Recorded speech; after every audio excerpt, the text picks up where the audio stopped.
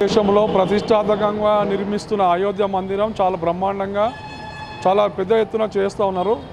మన భారతదేశంలో కాకుండా చుట్టుపక్కల దేశాలు కూడా దీనికి సాంఘీభావము అన్ని విధాలుగా సహకారం చేస్తున్నారు. అంటే మన కళ, మన అయోధ్య కళ అనేది నెరవేరబెడుతుంది. 22వ తారీఖు రోజు విగ్రహ ప్రతిష్ట అక్కడ అయోధ్యలో కాకుండా మన తెలంగాణలో కానీ ఉమ్మడి ఆంధ్ర రాష్ట్రాల్లో, తెలుగు రాష్ట్రాల్లో కూడా బ్రహ్మాండంగా పూజా కార్యక్రమాలు చేస్తూ ఉన్నారు. మన తెలంగాణ నుంచి కూడా రాముల వారి యొక్క పాదాలు కావచ్చు, అలాంటి లడ్డు కావచ్చు, తలుపులు కావచ్చు, మన తెలంగాణ నుంచే ఉన్నాయి.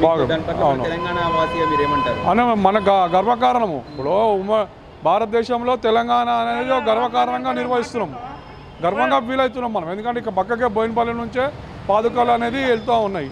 కానీ బ్రహ్మాండంగా నిర్వహిస్తున్నారు, చాలా గ్రేటు.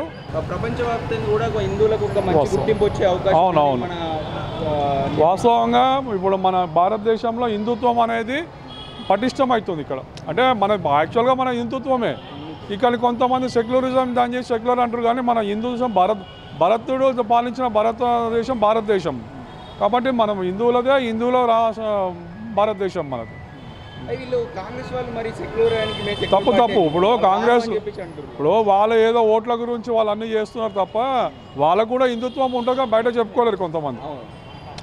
అలా కాంగ్రెస్ లో ఉండి కూడా మేము మీకు పార్టీకి కాదని కూడా వెళ్తామని కూడా చెప్తారు. అవును, వాళ్ళకు కాంగ్రెస్ పార్టీలో కానీ బీఆర్ఎస్లో అందరికీ హిందుత్వం అనే భావం ఉంటుంది. కానీ ఏంటంటే ఓట్ల గురించి కొన్ని విధాలకు కొంచెం ఓపెన్గా కాలేరు, కానీ యాక్చువల్గా అందరికీ ఉంటుంది. నేను ఆర్ఎస్ఎస్ కార్యకర్త, చిన్నప్పటి నుంచి స్వయం సేవకుడు. హిందూ జ్వాల భావాలు మా హిందుత్వం మీద ఆధారపడి చేస్తాం మేము. అంతేగాని సాకారం కావడానికి కారణం ముఖ్యంగా ఎవరైనా అనుకుంటారు అంటే మన ప్రధానమంత్రి ప్రైమ్ మినిస్టర్ గారు నరేంద్ర మోడీ గారు ఏ విధంగా మాటకు ఆ మాట చెప్పుకోవాలి. ఆయన కష్టపడ్డాడు, ఇప్పుడు ఆయన చేస్తున్నాడు.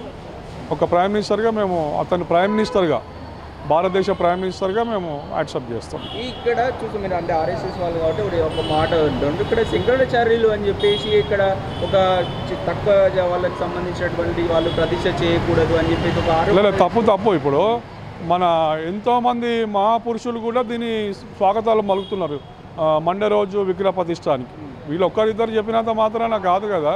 ఇప్పుడు ఎంతోమంది దాన్ని విశ్లేషించే విగ్రహ ప్రతిష్ట చేస్తారు. ఇప్పుడు మన ఇంట్లో చిన్న కార్యక్రమం ఉంటే మంచి రోజు చెడు రోజు చూసి చేస్తాం, వాళ్ళ సలహా తీసుకొని చేస్తాం. ఇప్పుడు ఇంత పెద్ద విగ్రహ ప్రతిష్ట చేసినప్పుడు దాన్ని ముహూర్తాలు అవన్నీ చేస్తారు కదా, పగడబంది చేస్తారు. అది తప్పు కాదు. అందుకని వాళ్ళు చేసేది కరెక్టే చేస్తుండొచ్చు అనుకుంటున్నాం, కరెక్టే ఉంటుంది. ఒక విగ్రహ ప్రతిష్ట అనేది మామూలు మాట కాదు. అంటే 4-5 రోజు నుంచి పూజా కార్యక్రమాలు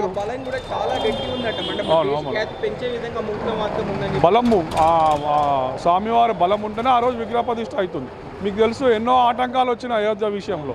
ఇప్పుడు ఎందుకు నెరవేరుతుంది? బలం పెరిగింది, శ్రీరాముడికి బల నిరూపణ కాబట్టి 22వ తారీఖున విగ్రహ ప్రతిష్ట బ్రహ్మాండంగా జరుగుతుంది. ఎన్ని ఆటంకాలు వచ్చినా అలాగే ప్రాసెస్ జరుగుతూనే ఉంటుంది. ఇంకా